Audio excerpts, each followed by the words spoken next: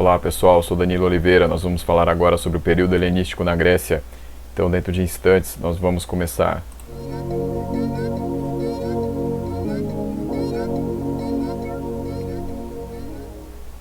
Pessoal, então como nós vimos na aula passada, os gregos foram derrotados, né? Então Alexandre o Grande junto com seu pai Felipe II derrotaram os gregos ali na batalha de Queroneia.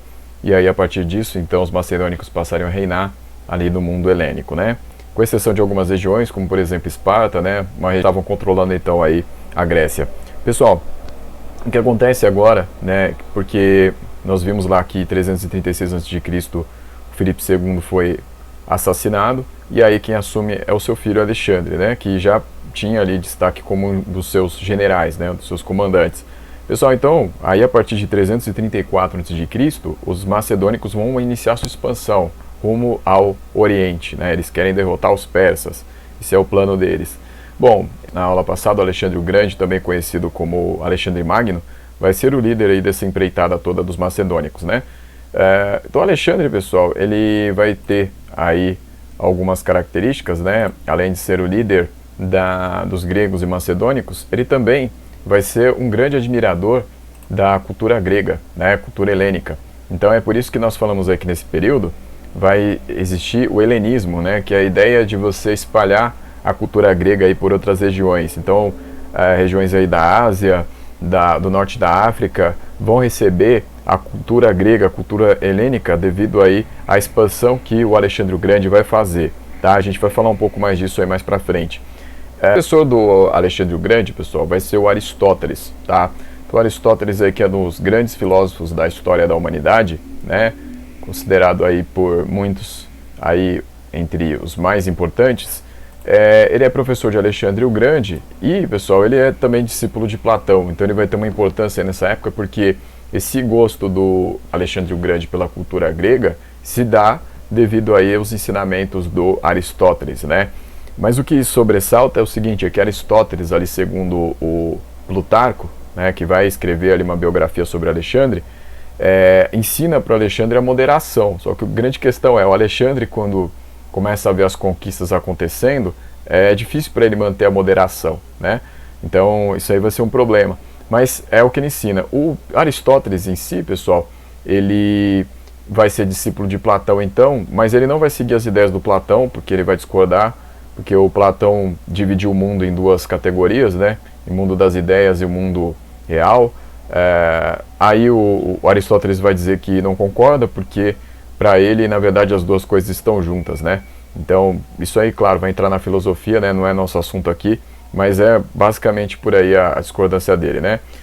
Então Aristóteles ele vai ser o professor do Alexandre o Grande, e aí quando o Alexandre começa a sua expansão em direção à Ásia, o Aristóteles não vai concordar, não vai segui-lo, né? Vai voltar então para Atenas, e aí vai então fundar lá o Liceu de Atenas, né? A escola ali que ele vai acabar organizando. Pessoal, então quais foram as conquistas de Alexandre, né? O que o Alexandre fez assim de importante?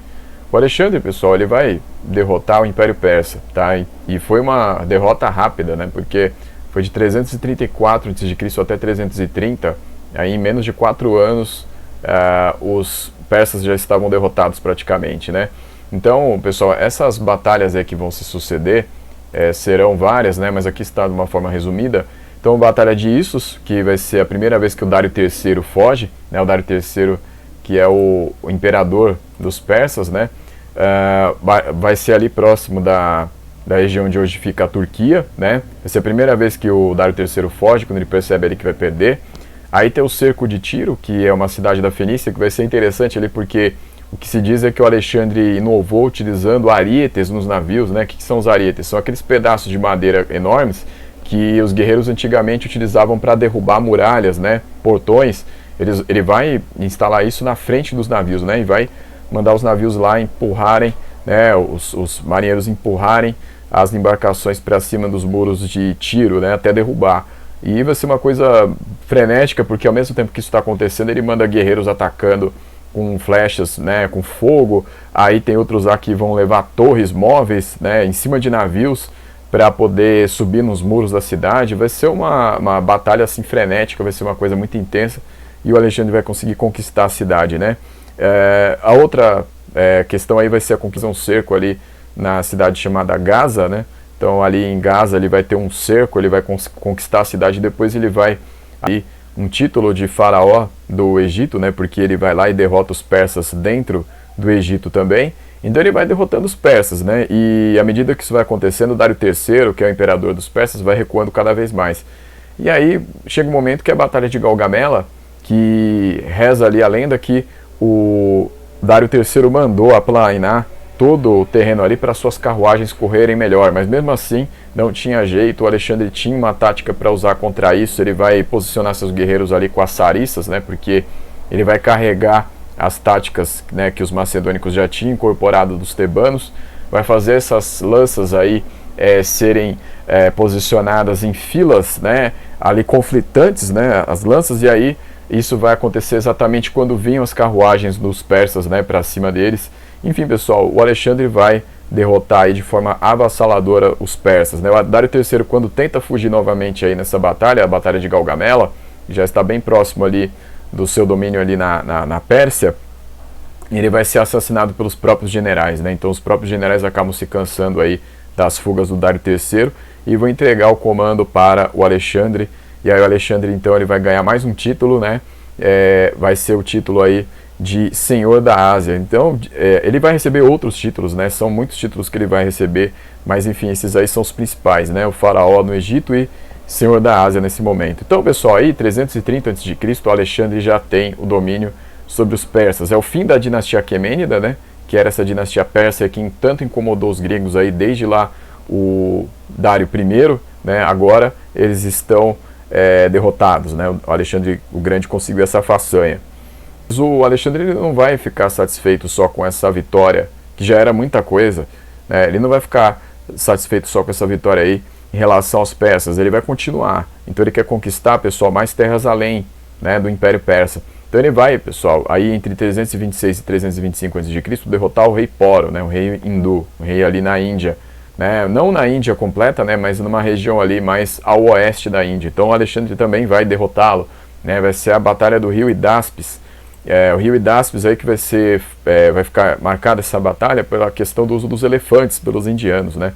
Então Alexandre no começo da batalha ele evita o confronto direto com os elefantes, mas aí tem um momento ali que não tem jeito, né? Quando ele começa a derrotar as tropas ali que estão nas laterais, daí tem um momento que ele vai realmente ter que enfrentar os guerreiros ali que tem elefantes, né? E vai vencer, tá? Ele vai derrotar os macedônicos ali, vão conseguir derrotar também esses guerreiros aí, tá, pessoal? Então dessa derrota do rei Poro vai então estabelecer um domínio vasto aí sobre as terras do Oriente, né?